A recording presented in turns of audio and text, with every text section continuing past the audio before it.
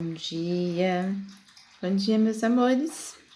Tudo bem com todos? Espero que sim. Espero que todos possam estar aí na presença do Pai, que possamos dar sequência nas nossas leituras.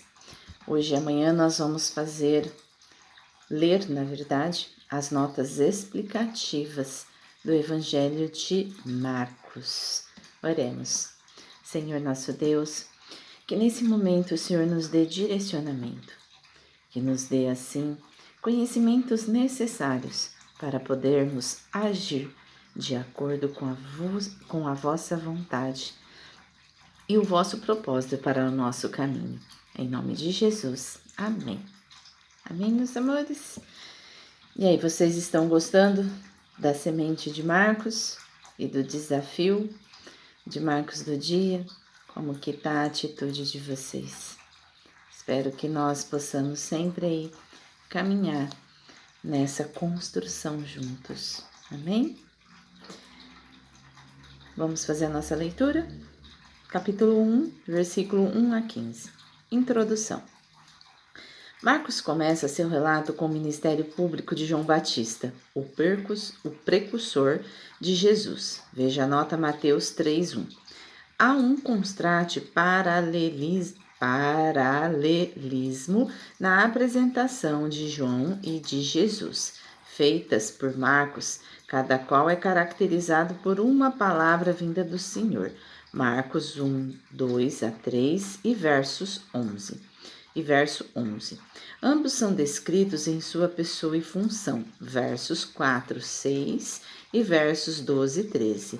E as mensagens de ambos são resumidas, versos 7 e 8 e versos 14 e 15. 1. Em vez de enfatizar os acontecimentos que levaram ao ministério público de Jesus, em termos de sua genealogia e raízes familiares, como o fazem Mateus e Lucas, ou em termos de sua fundamentação teológica, como faz João, Marcos se concentra sobre seu verdadeiro princípio, o Evangelho. É a boa nova do cumprimento das promessas de Deus. No Antigo Testamento, Isaías 49, 52, 7 e em Números 1, 15, boas novas estão relacionadas à intervenção salvífica de Deus para socorrer o povo. Deixa eu só ver se eu falei certo a sigla aqui, gente, não é números não. Peraí. Eu não sei decorar todas elas, né? Depois eu falo besteira para vocês. É em Naum, tá bom? Então, o que eu falei, a sigla que eu falei agora em cima é Naum, tá?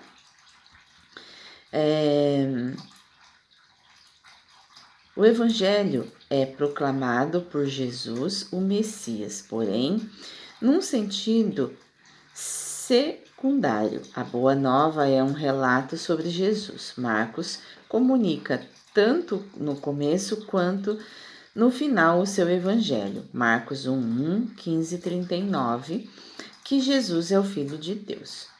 1:2. Marcos identifica João Batista como aquele que foi prédito para preparar o caminho do Senhor. Compare Isaías 43 e Malaquias 3:1. O profeta Isaías é citado pelo nome por ser mais importante e porque boa parte do material citado vem dele. Quando o texto é exposto nos versículos seguintes, Marcos se refere somente à citação de Isaías. João será identificado por Jesus como aquele que vem no espírito de Elias. Malaquias 4:5, Mateus 11:3 a 14, Marcos 9:11 a 13. Compare também, nota em Lucas 3:2. O caminho deve ser preparado para o Senhor. E de forma surpreendente, aquele que vem após João é tanto o Senhor quanto o Messias. Marcos 8:29. O presente relato evangélico prova que Jesus, o Messias, é também um membro da divindade. 1:4. João Batista prepara o caminho chamando o povo ao arrependimento. Veja notas Mateus 3:2, 3:5-6. Rejeitar o pecado e voltar-se a Deus para a remissão dos pecados. O arrependimento devia preceder o batismo. Dessa forma, o batismo não era o meio pela qual os pecados eram perdoados, e sim um sinal que indicava que tal pessoa havia verdadeiramente se arrependido. João trabalha no deserto, um lugar de purificação e cumprimento da profecia. Isaías 43, 1:5. Toda a região da Judéia e todos os moradores de Jerusalém, o ministério de João representa o cumprimento das promessas de um novo êxodo. Compare Isaías 11:11 a 15, 43:11, 42:16, 43:2, 5:1, 5-7, 16:19, 48:20, 49:11 e 51:10, no qual Isaías é libertado do deserto e, por assim dizer, entra novamente no Rio Jordão, como em Josué 3:1 e 4:24. Peraí, gente. Aí eu falando besteira para vocês de novo. Josué mesmo. Para receber as promessas de Deus da salvação no fim dos tempos, confessando os seus pecados. Deus estava trabalhando no coração das pessoas, chamando-as a voltarem-se para Ele, em preparação à vinda do Messias.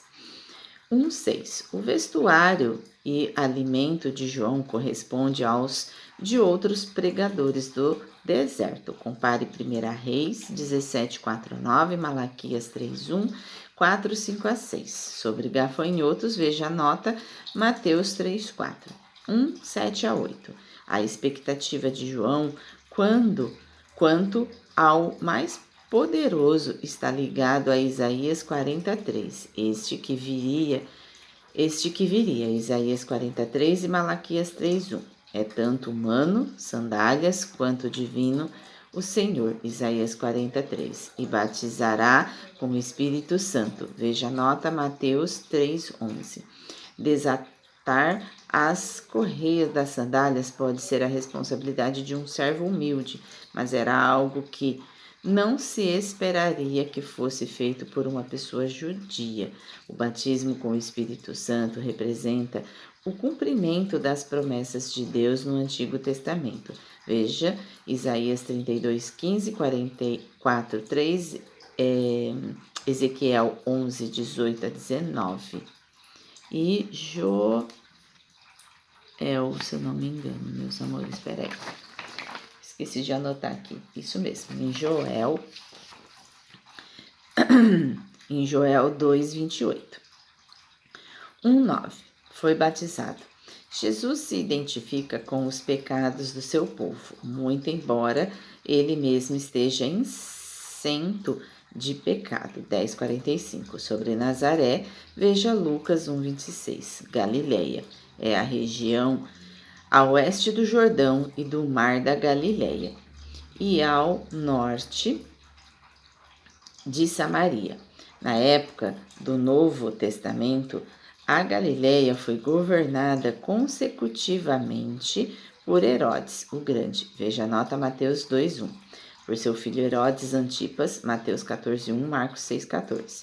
E depois por Herodes Agripa I, sobrinho de Herodes Antipas, Rio Jordão. Veja a nota Mateus 3:13.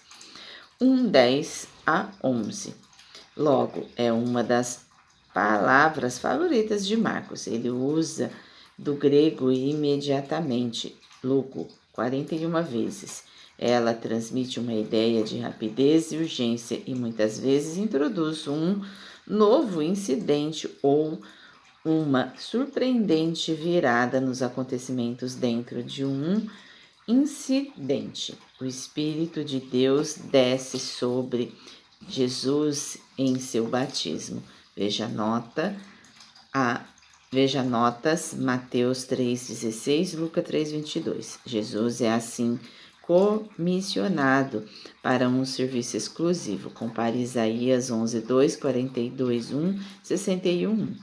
As alusões de Marcos ao Antigo Testamento, a que envolvem a afirmação de que Jesus é o Filho de Deus, Salmos 2:7, e o servo de Deus, Isaías 42:1.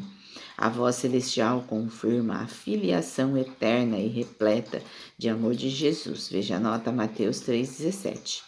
Observe que todas as três pessoas da divindade, o Espírito, o Pai e o Filho, estão envolvidos aqui.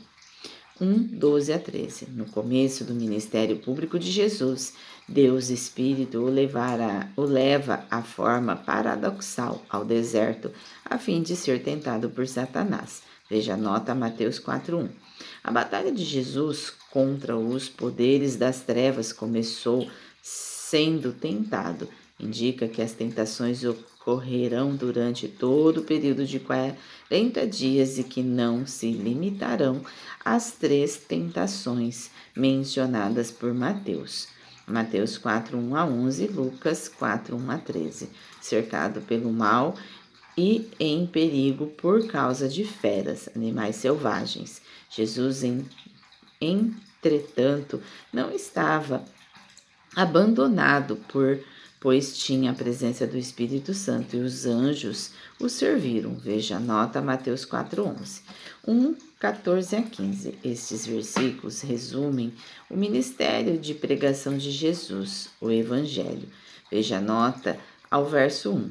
É a boa nova de que o reino de Deus está próximo, indicando que o governo de Deus sobre o coração e a vinda das pessoas está agora sendo estabelecido e as pessoas devem arrepender-se e crer no Evangelho. Sobre arrependimento e fé, veja notas a Mateus 3:2 e Atos 2:38. O reino é mais que um mero governo do Espírito dentro das pessoas, uma vez que tal reino incluirá, por fim, a restauração de toda a criação. Veja Apocalipse 21:1. Contudo, Jesus ainda não revelou o fato de que o reino virá em etapas. A forma como Jesus se relaciona com este reino será vista nos capítulos seguintes. Inicialmente, Jesus é aquele que proclama o governo vindouro e salvífico de Deus. E hoje nós vamos parar aqui. Aí amanhã a gente dá sequência, né, nas notas explicativas, fazendo assim a leitura. A gente também tem um mapinha aqui, tá? Dessa passagem também do ministério de Jesus na Galileia. Quando a gente fala dentro do Evangelho de Marcos, a gente acaba vendo que nem sempre as coisas acontecem por um milagre. Às vezes ela acontece também por conta de nós termos atitudes. Às vezes Deus faz os milagres na nossa vida de uma forma inesperada, mas muitas vezes a gente precisa ajudar nesse milagre. Como eu falei logo no começo do Evangelho de Marcos, em relação a gente fazer as orações, a gente pedir. Então, às vezes, quando a gente está próximo de Jesus, né, na semente de Marcos hoje, a gente fala que quem se aproxima de Jesus nunca sai da mesma forma. Porque toda vez que a gente entra em comunhão com Jesus, com os seus ensinamentos, nós vamos sendo transformados e lapidados pelo Pai. Porque nós vamos fazendo toda a nossa purificação. Vamos liberando o que está dentro de nós, para depois a gente começar a olhar o que está fora. Porque muitas vezes nós queremos mudar o nosso externo, mas é primeiro a mudança do nosso interno. porque o que nós conseguiremos lá na frente depende das ações que nós praticarmos. Amém? Oremos. Senhor Deus, que possamos ter um domingo de paz, um domingo próspero, que possamos estar na Sua presença hoje e sempre. Nos direciona para que possamos estar assim, sempre em comunhão dos conhecimentos que Jesus nos deixou através da vossa palavra. Amém. Amém, meus amores. Ótimo domingo. Que Jesus esteja com todos vocês. Até amanhã.